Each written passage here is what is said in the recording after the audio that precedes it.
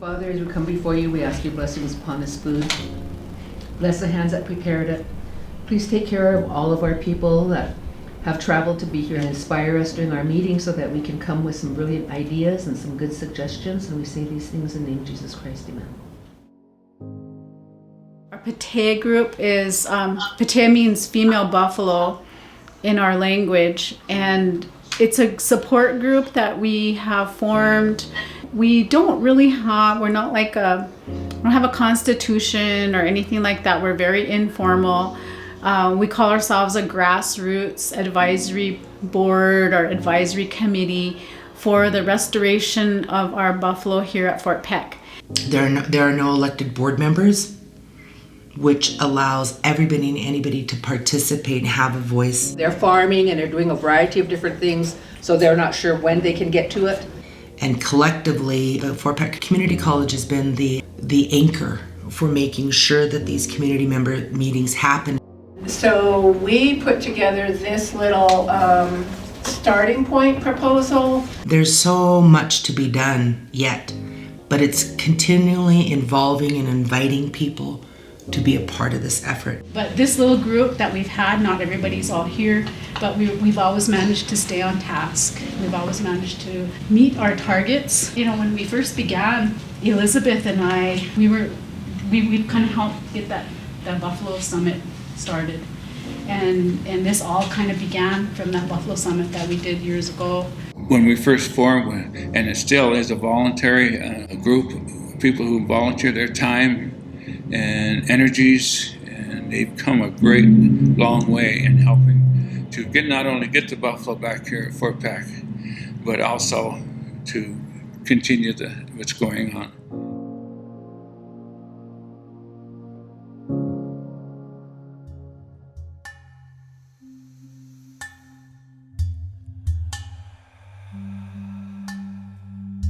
I taught Native American Studies here at Fort Peck Community College for 26 years. And every subject I taught, all the different classes involved Tatanka, the buffalo, because of extreme importance and close relationship that the buffalo had with our people. Now, it's been said and studied that our tribes and others here at Fort Peck have hunted, prayed with, and prayed for the Tatanka for probably over 2,000, maybe 3,000 years. But before the horse, we hunted buffalo, prayed to buffalo, because it was an immense influence on our economy, as we would say today, and our sort of basic survival, and of course our spirituality. In my mother's side of the family, she had uncles who were buffalo hunters. And all of us here on this reservation, you know, we all have buffalo hunters in our families, every single one of us, you know. We hunted the buffalo for survival. Without horses, we used traps. We'd run them into a trap, or we would also run them over a cliff and called buffalo jumps. Those are well documented. But we always thought of the buffalo, and still do this day. Many of us believe that they are our relatives. And that's why when they are sacrificed, we pray and thank them for the sacrifice. And we do use almost every part of the buffalo still today.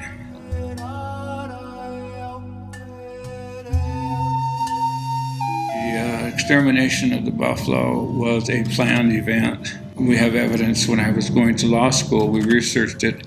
We have evidence that the Army got together with the President of the United States at that time and proposed to eliminate the buffalo because they had finally figured out that buffalo was so important to us.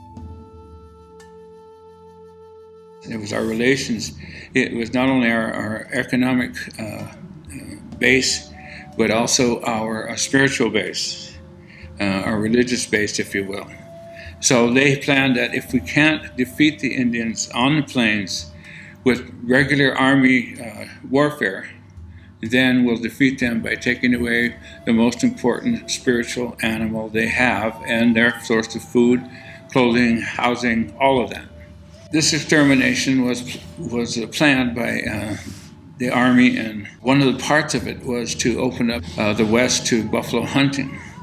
and putting a serious price tag on buffalo hides and at that period. And buffalo hunters came out by the dozens, by the hundreds.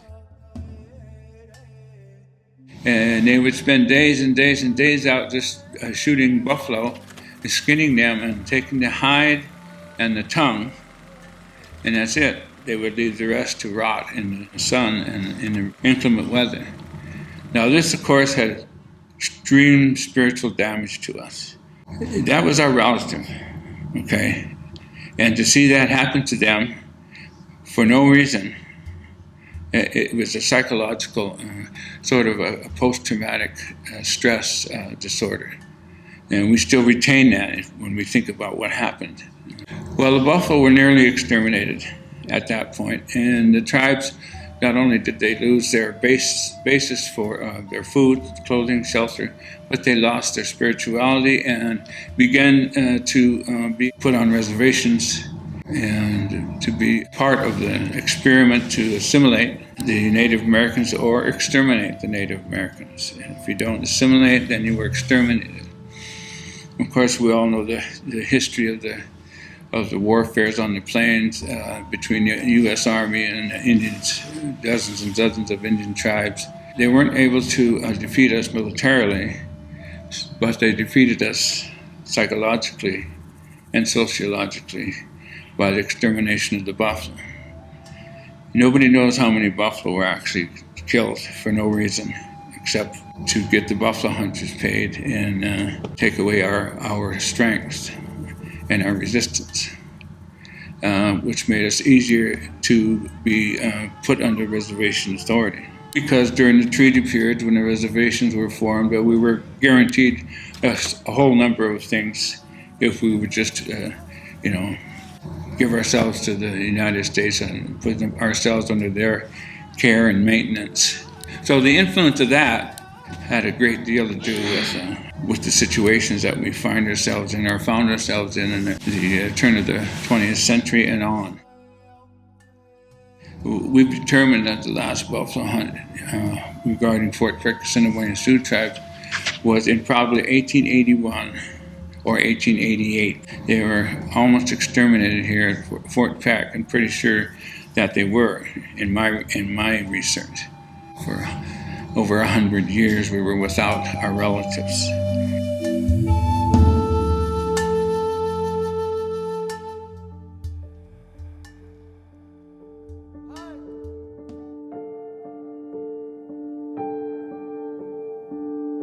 In 1999, I did a story for the Great Falls Tribune in the Smithsonian when Fort Peck first brought back buffalo for the business herd.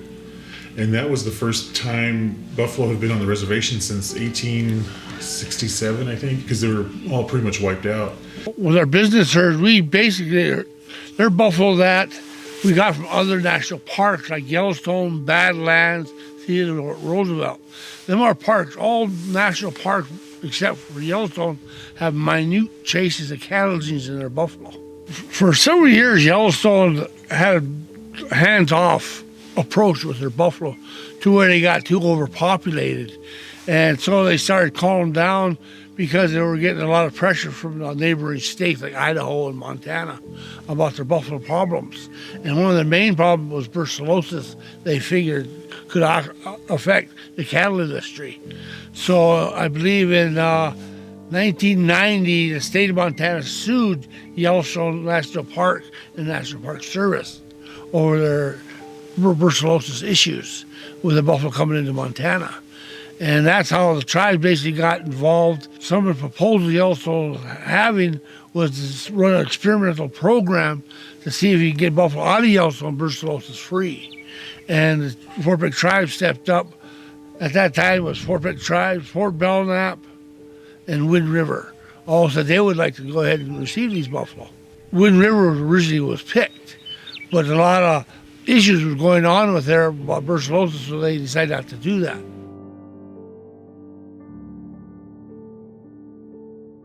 And so Fort Peck stood up and said, well, we'll do it.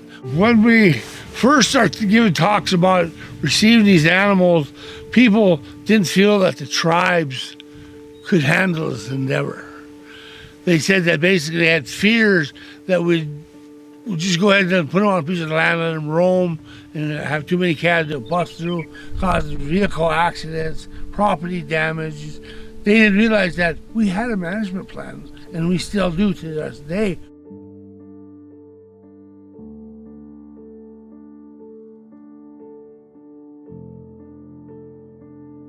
We have a business and a management plan, and which is better because even Yellowstone National Park at that time didn't have a management plan. And for years we kept approaching the Montana legislature, telling them that we had that, but no one would believe us. There was a misinformation campaign out of Helena by a couple of legislators that were really against the buffalo coming here. What they were doing was scaring all the cattle ranchers, you're all going to get infected, where in actuality they should have been more threatened by the deer and elk that were carrying the disease instead of the buffalo, because the buffalo are fenced in, but it was a big misinformation campaign. By one was a Scobie legislator, and he scared people into saying, oh, the buffalo are going to break out and they're going to be running down Main Street of Scobie, and so, which was just all lies. It was a campaign of lies. And there was there was a protest. I remember they protested on the edge of where the buffalo herd was. They came as far as they could, and there was a confrontation with some of our tribal officials on that. So I got into a confrontation with one of the protesters, and had to settle that down because they were making false accusations against us. One of them stated that her land's right next to the bison ranch, and that they're going to destroy her fields and everything like that. And I said, you're wrong. Right across that fence on the other side of that road, on the north side of your boundary, I said, is our commercial herd, our business herd. They've been there for about 5-6 years already. Have they ever gotten in your fields and destroyed them? I said, you got no room to talk. I said, it's never happened. We've never allowed it. There isn't a farmer surrounding these ranches that can say that any of our bison have ever gotten out and destroyed anything. And if they did get out, we paid for it because we got insurance on them. So that lasted one time, and we've never had another issue with anybody. But they didn't even live here. They had land here, but they didn't live here. One of them didn't even have land here or live here and came up here. I mean, that didn't make sense to me that they were coming up there and protesting, but they did. The livestock industry has a lot of pull in Helena. They have lobbyists and a lot of money, and they can influence a lot of legislators. And the beef industry doesn't want to be competing with the buffalo industry. So, when actually buffalo meat is more healthier, and they just didn't want to be, have the beef industry cut into by buffalo meat, so. And it's always been a fight with the state for some reason. Originally, it was because they were fearful of brucellosis for the people that had cattle in the area. Then they didn't want us to transport them across the state.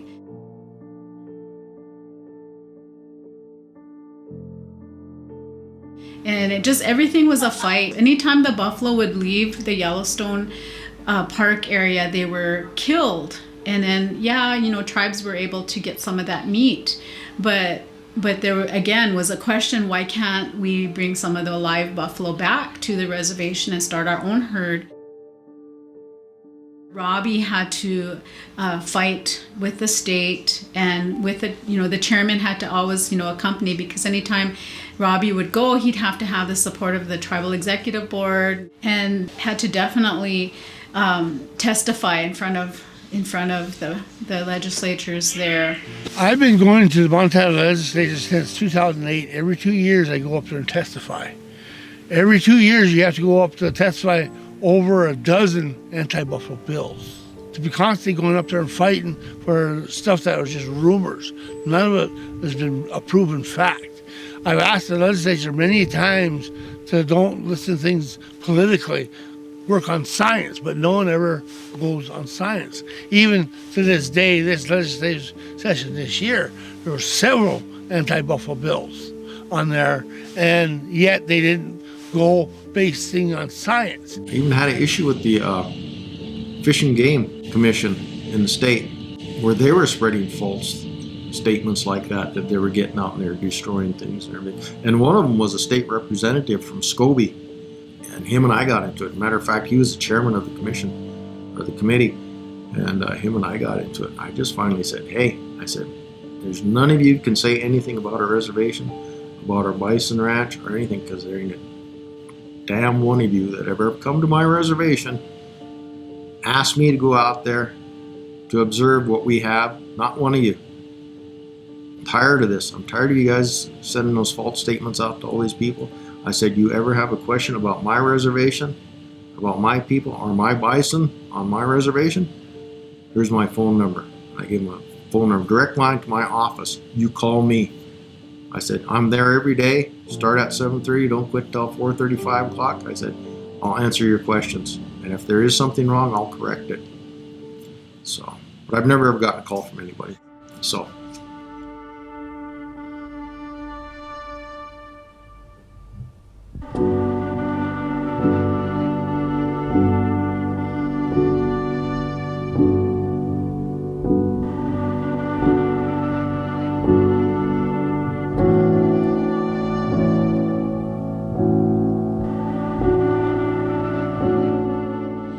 We got in there and they had a board there, and we looked out. There was one of the commissioners there at that board was Rusty Staffney. He was appointed by Brian Schweitzer to be on that commission. I was appointed by Governor Schweitzer. He was working with the tribes. He was always visiting here. He came here. We wanted to be good to the Indians, and he was, So I think he was one that was the main push of getting the buffalo over here. And they had to go through this committee, the Fish and Game Commission, to be approved. And he had appointed me to that commission, I suppose, 6 months to a year prior to this issue. So we were having monthly meetings, and this one day I went to our meeting, and I never knew what was on the agenda, but we had the agenda on our desk, and I see that the issue of the buffalo that Fort Peck was interested in getting was on the agenda. So I said, oh, well, I gotta be the one to do this. So I did. I raised my hand and I introduced myself. And I asked the chairman of the board if they could allow me to speak last. I said I want to answer any questions that come up. So if I speak last, I'll be able to answer all the questions that are, asked of me, and we can resolve this. In allowing us to relocate these Yellowstone bison to our reservation for the benefit of the bison and the native people of the Fort Peck tribe, it will show that both of our governments have extended a hand to each other in coming to an agreement that will benefit both governments, the bison. So from our hearts and hearts of the people of Fort Peck tribes, we thank you for considering us to receive these Yellowstone bison. So what I'm saying is, if they come to our reservation, they're on our range unit. That means we're responsible for them. If there's any damages, we're responsible for those damages. As far as I've seen, I've been on council. I served with Councilman Staffney prior to this. There was a few times that our bison got off the range unit. They were put back on. Any damages that were occurred, we took care of that. And we still will. We are responsible for them. As long as I am chairman, we will be responsible for those bison. I give you my word. Thank you.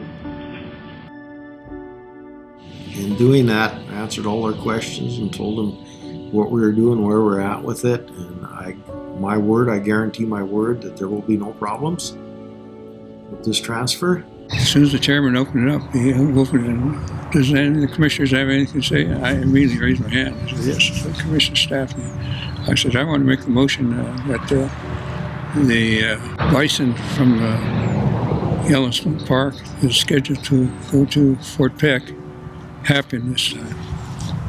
And is that it? And he said, yes. He said, do I have a second? Do I have a second? and looked around. I said, I hope somebody does. And luckily, we had another friend in there, and he was not an Indian, but he was kind of my friend, you know. He kind of helped me along. He was on the board for quite a while. But he sympathized with the tribes, really did. You know, he was good for the tribes. So finally this guy spoke up and he said, it passed. No opposition. I know there was one guy that opposed it, but he didn't speak up or nothing, so luckily it passed with support from him too, so it was everyone approved it. So. After the meeting was over, I thank Rusty Staffney for making the motion to approve of it, and that's how we got it done. So that was really good. He made the motion to help us transfer them, and Schweitzer backed it, signed it, away we went. I mean, when you got my bison director, my fish and game director, Robbie Magnum, was adamant about what we're doing. This was his idea in the first place, and I thought it was a great idea since day one. He brought that in when I was a councilman, and I backed him ever since, and I think that he's done a great job. I mean, I don't think we would have got this far without him, because he never gave up, never ever would give up.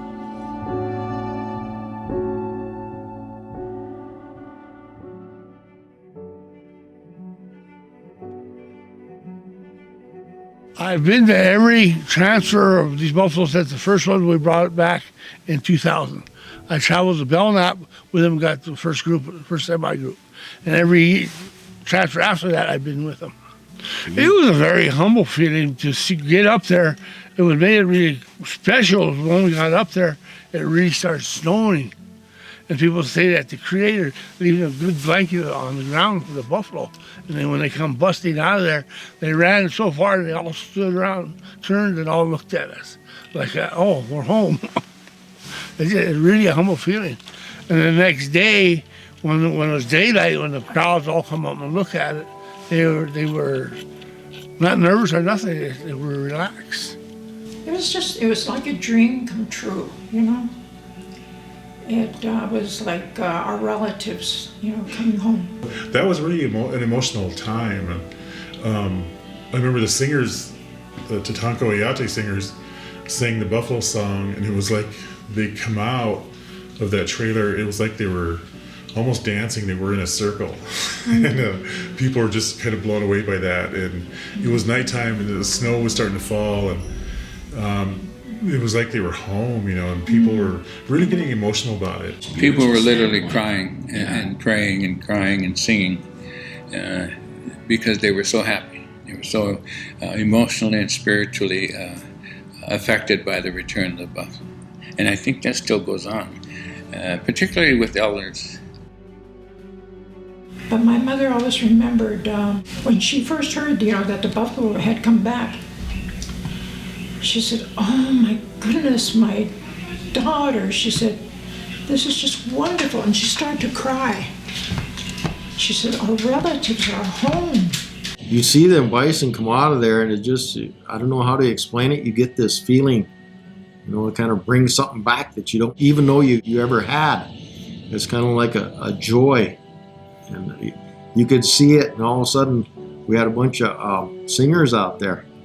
And they were singing songs, and it was like, man, this could have been 100 years ago where we were doing this. It was just amazing. And I just couldn't believe they were here. You know, that was, and they came, you know, straight from Yellowstone. You know, these were buffalo that were supposed to be culled and, you know, harvested or killed and outright, but they were saved, and that was just a great moment, I think, in our people's history.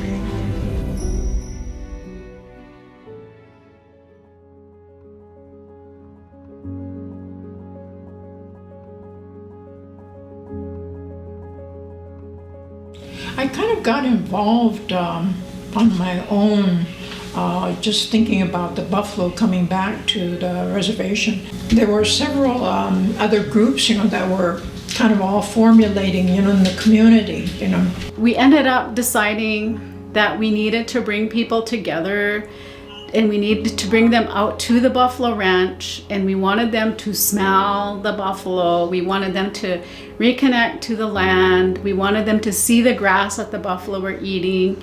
We wanted them to have all the aesthetics that go along with seeing the buffalo on back home. And so we began to plan a gathering out at the buffalo ranch. And what we did was we invited all of the school children across the reservation out to the buffalo ranch. We had reached out to some elders to come, and we planned to have some teepees set up in a circle, and have elders sitting in each of the teepees, and have the children rotate through the teepees to learn from the wise people sitting inside the teepees.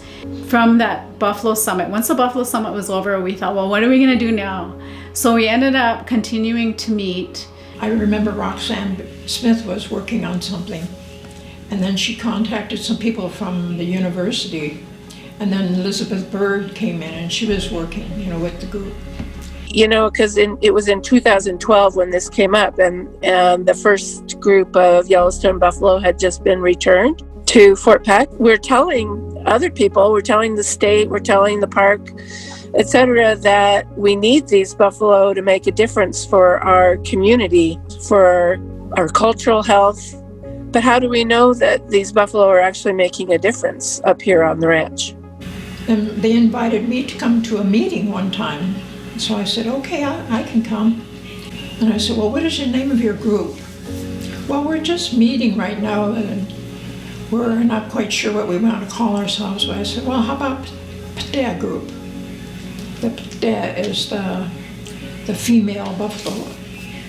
And it's the female, that leads the herd. So what we ended up doing was we had a lot of meetings talking about what we could be doing to connect to the buffalo. And during that period of time, I remember distinctly Lois Red Elk, after this question came up, I distinctly remember Lois Red Elk kind of hitting the table and saying, all we do is sit around and talk about this. We just need to do something. We had several meetings, and we just kept meeting. I said, well, when are we going to do something? Let's do something. As an educator, as a teacher, it's the first thing that I thought about is, how are we going to re-educate our people, And it's not like, what are we going to do with the buffalo, but what is buffalo going to do with us? Another person that we worked a lot with is Dennis Jorgensen. I don't think we would be where we are today without Dennis, because Dennis has been instrumental in helping us actually fight with the state in bringing our buffalo back to Fort Peck, and which eventually led to us winning and bringing back our first herd of buffalo from the Yellowstone herd. Also at the same time, there were some really exciting dynamics that had been happening with a lot of the Plains Indians, both in Canada and the United States, and one of them was this Buffalo Treaty. The Fort Peck tribes had hosted a gathering and a convening of students and leadership up at the Buffalo Ranch. And it was at that Buffalo Ranch that they signed this Buffalo Treaty. There are 31 or 32 tribes that have signed on to this Buffalo Treaty that Leroy Little Bear initiated from the Blood tribe, I believe, from Canada. And our tribe signed it. And part of that treaty was to honor the buffalo in all aspects within your tribe. The Buffalo Treaty specifically states that every one of those tribes that are signatories to that treaty will do certain things in their communities and within their tribes to be sure and have healthy, sustainable buffalo. By having healthy, sustainable buffalo, that required that tribe to do many things. One of them was community involvement. 2 was education. 3 was a reintroduction or a strengthening of the cultural pillars that make us the unique people that we are. The other thing was to make sure that they provided the type of support that those of them who took care of the buffalo needed and required. So that required a lot of collaborative working among a variety of people, and not just the people in Fish and Game. I'm Wendy Becker. I am the extension agent for the Fort Peck Reservation with Montana State University. And I was walking down the hall one day, and Roxanne Smith happened to be sitting there about the Chanté Project and these buffalo mini grants that they were offering. So that's how I got involved, and I applied for one of the little mini grants, and I got one, and I got assigned a intern to help me do what I wanted to do was meat classes, using buffalo meat in the schools and having the youth actually make product with it. I worked with a buffalo grant with Roxanne Smith, and something I did with her with the buffalo grant, I was chosen to work with a lady named Wendy Becker. With Wendy Becker, something we did was go around to schools. I said, I want to do this with its hands-on meat classes in the schools, and we came up with doing sausage classes, which were quick classes that you could make it and go, and then there was the longer ones that the jerky classes, summer sausage, and snack sticks that would take a little bit longer process. But I wanted to use buffalo here too, because that can be part of the culture, and it also helps with the Indian Education for All mandate that a lot of the teachers in the schools sometimes need to try to integrate something with, and so they're always reaching out to it, and it's just like a perfect fit to use it with. I did research on the buffalo, academic resources through MSU, and we would go school to school and like read to kids. And we read a children's book, Boomer and Friends, and we would read to them and then have them read with us, and like how much they impact like our lives, and how buffalo are like healing in every aspect, like mentally, physically, and emotionally.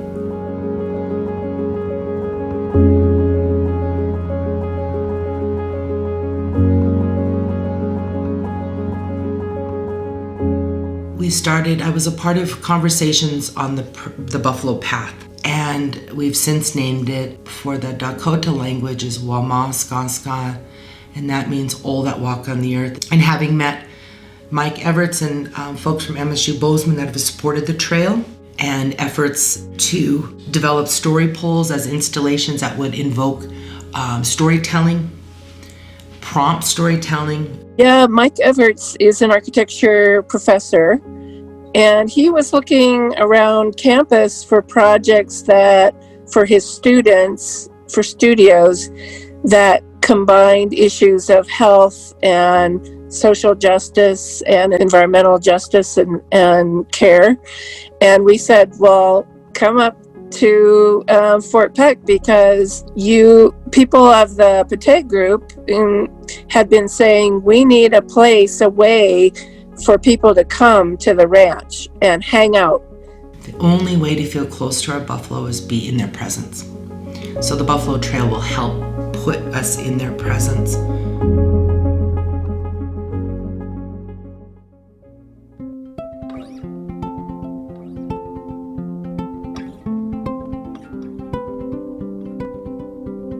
We were invited to work on the Buffalo Project in 2016. We started with a spring design studio, and there were 4 students that started then.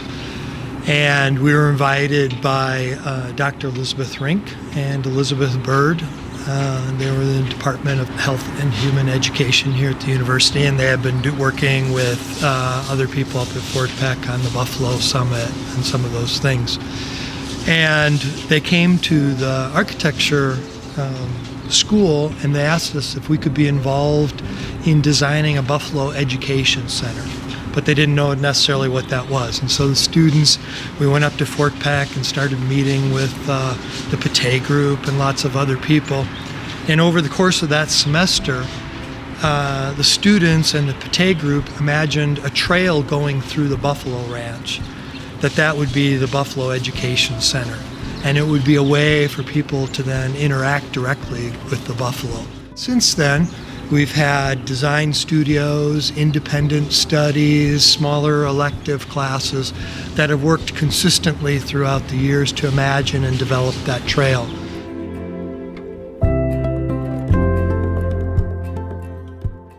One of the things that really resonated was this idea of building story poles and designing story poles. And it was kind of an evolution of a talking stick. So talking stick being something that's like maybe 3-4 feet long. This concept of the story pole comes from the old Dakota people, when we lived back east. And the story pole contains, all the different kinds of stories that you can tell, and it varies. It can be any color, it can be any design, whatever stories you know, you can put a representation of that story on here. And so the story poles became these 11-foot tall sculptural installations that in some way would interact with the buffalo.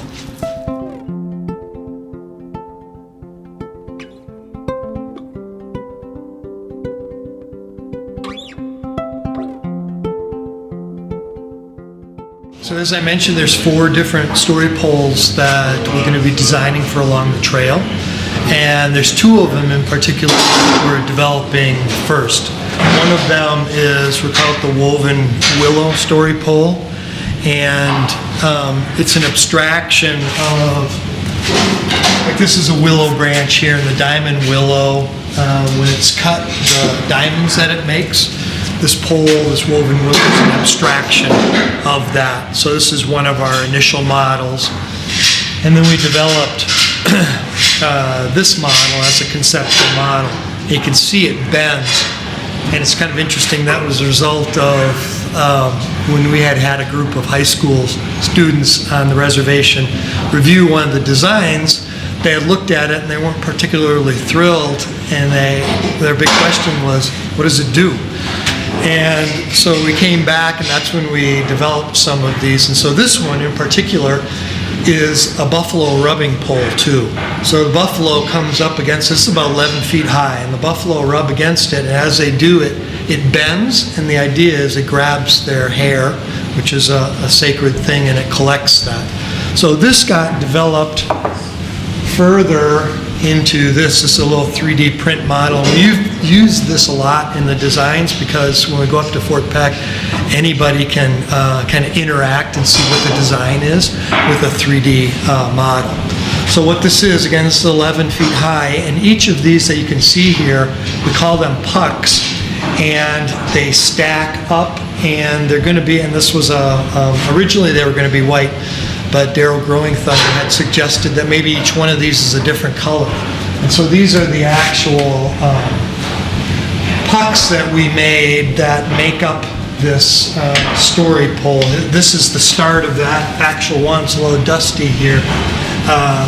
But these rods will go up, and they go up in this kind of bent way. And there's a joint like this at every one of these spots so that this whole thing will move when the buffalo rubs up against it. And what's particularly interesting is each of these pucks is corian. It's a material that they use for countertops. When they make the countertops, they cut the sinks out, and then that sink cut out, they just throw away. And so what we did we call it upcycling, because we figure that a story pole is probably a better use than a countertop. And we take these, we glue them up in layers, and then we cut out all these pucks out of whatever the color is. And so we have about, I think there's roughly 94 pucks, 96 pucks on each one of these strands. And so these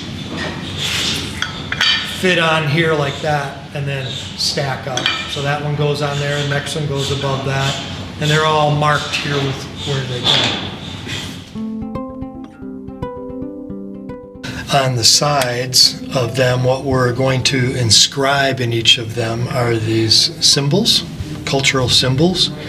And you can see these are the individual pucks that fit on the woven willow story pole.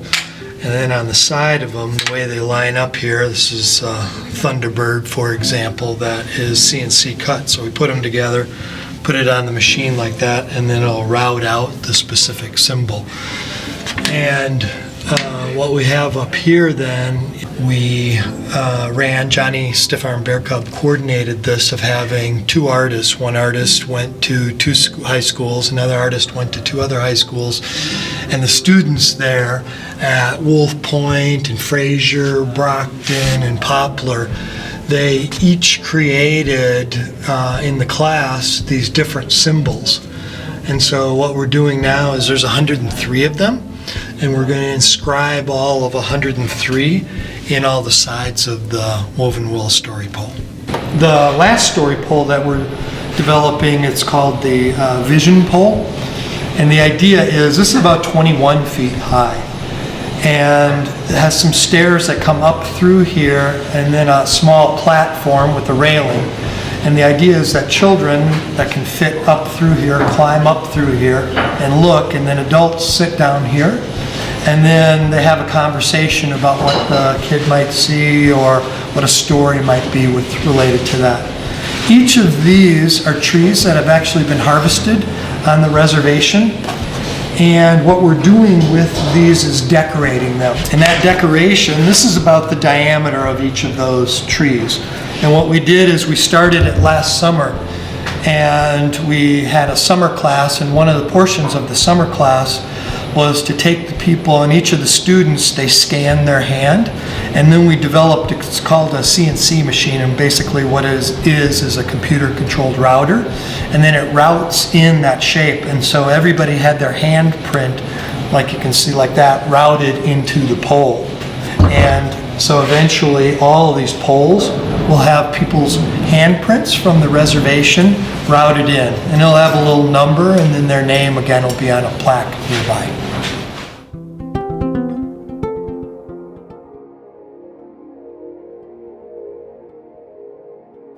And when I think about the buffalo, I like to refer to them in the term of as our relatives, whom have kept us alive this far, and I believe they're going to be our path back to healing. So you'll hear the Buffalo Trail referred to as a healing path, where I feel we have such a connection with our Indian people and the buffalo having survived efforts to be exterminated, that we meet again. There's a connection to our relative that would help addiction on the reservation. It's like the horses have helped other Indians, and dog therapy has helped people and continues to help people. When you ask, what does it mean to have the buffalo back? I think in these modern times, with all the challenges that we're facing as people, of the substance abuse, the suicides, the physical and mental abuse that occurs to our people, having the buffalo there and seeing them, being able to know that you are worthy enough to be in their presence as a child and as you grow older, I think it gives you hope. It gives you hope to know that there is an opportunity and there's a chance to come back into balance. Knowing that you are a member of the buffalo people is critical to the healing of the spirit. Our spirits are strong, but we've been beaten so badly that it needs nourishing and it needs strength. Visibly seeing the buffalo walking out in the prairie and being able to sit there and hear them, smell them, knowing they're there, really connects you back to the earth. So having the buffalo back from a spirituality perspective has long-range ramifications into our future. How much of an impact that will have is different for each person. But at that point in time that this happens, everything is okay. Everything becomes in balance. And that's a part of the healing of the nation. That's what having the buffalo here means.